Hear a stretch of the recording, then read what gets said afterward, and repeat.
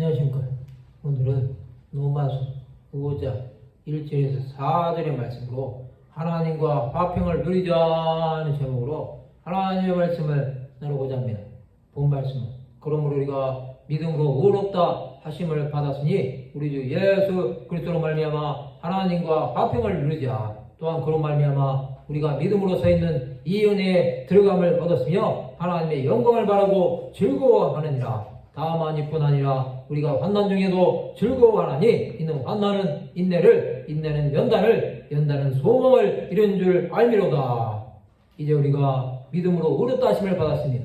이것은 단번에 의롭다 하심을 받은 것입니다. 그런 자는 우리 주 예수 그리스도로 말미암아 하나님과 화평을 누리는 것입니다. 하나님과의 화평은 십자가의 구속이 없이는 이룰 수 없는 것입니다. 하나님께서는 예수 그리스도의 십자가의 보혈로 죄인들을 용서하신 것입니다. 예수는 십자가에서 화목제물이 되심으로 하나님과의 막힌담이 허물어진 것입니다. 이 화평은 하나님과의 관계 회복입니다. 또한 그로 말미암아 우리가 믿음으로 서 있는 이 은혜에 들어감을 얻었습니다.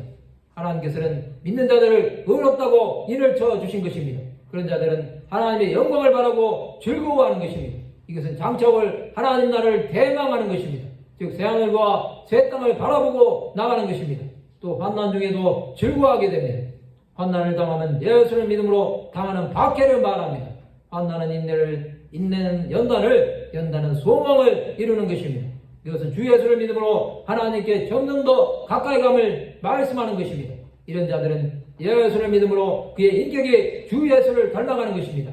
믿음의 선진들은 이 과정을 거친 자들입니다. 예수 그리스도의 제자들은 환난 속에서도 주 예수를 증거했습니다. 또 그들은 인내함으로 열매를 맺은 자들이 되었습니다. 연단 가운데 승리한 것입니다. 소망을 이름으로 하나님 나라를 바라보게 된 것입니다. 예수 그리스도의 제자들은 이 모든 과정을 거치고 난 후에 하나님께 가게 되었던 것입니다. 에베소서 2장 12절에서 13절을 보면 그때 너희는 그리스도 밖에 있었고 이스라엘 나라 밖에 사람이라. 약속의 언약들에 대하여는 외인이요 세상에서 소망이 없고 하나님도 없는 자이더니 이제는 전에 멀리 있던 너희가 그리스도 예수 안에서 그리스도의 피로 가까워졌느니라. 하나님과의 화평은 그리스도의 보혈만이 가능하게 합니다. 그 보혈은 지금도 그를 믿는 수많은 영혼들에게 화평을 이루어 주십니다.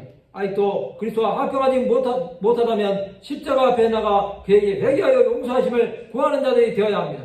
예수께서 다시 오시는 그날까지 하나님과의 화평은 계속되어야 하는 것입니다. 그것이 없이는 하나님의 은혜 안에 들어갈 수 없는 것입니다.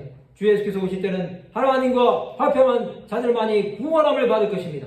성도 여러분, 하나님과의 화평은 구원의 조건입니다. 즉 하나님과 원수가 된 자들은 구원을 받을 수 없다는 것입니다. 아직도 이 문제가 해결되지 않았다면 주 예수 앞에 나가 그의 긍휼하심을 받으시기 바랍니다. 말씀을 마치고자 합니다. 하나님과의 화평으로 영원한 생명에 들어가는 하나님의 백성들이 되시기를 주님의 이름으로 축원합니다.